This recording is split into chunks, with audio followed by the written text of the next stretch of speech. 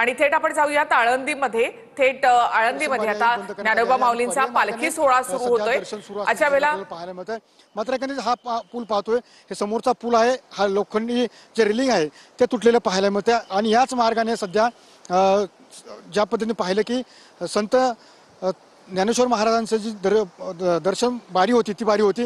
मात्र पाण्याचा जो प्रवाह आहे हा मोठ्या प्रमाणामध्ये आपल्याला पाहायला मिळतो. एकंदरीत पाहतो की कशा प्रकारे पाण्याचा जी गती आहे, तो प्रवाह आहे तो मोठ्या प्रमाणामध्ये असल्याने या पुलावरून सध्या जे पाणी आहे ते पाणी वाहिलेलं आहे. त्यासोबत ज्याच्यातलं जे लोखंडी रेलिंग आहे ते रेलिंगसुद्धा काही प्रमाणात पडलेलं पाहायला मिळतं, तुटलेलं पाहायला मिळतं. दर्शनबारी या मार्गाने असल्यामुळे प्रशासनाने या ठिकाणी वारीचा पाऊस असल्याने आणि त्या निमित्ताने वारकऱ्यांना कोणत्या प्रकारचा पाऊस लागू नये, समस्या निर्माण होऊ नये त्यासाठी प्रशासनाने या ठिकाणी बांबू लावून त्याच्यावरती कागदपत्रे लावण्यात आले होते.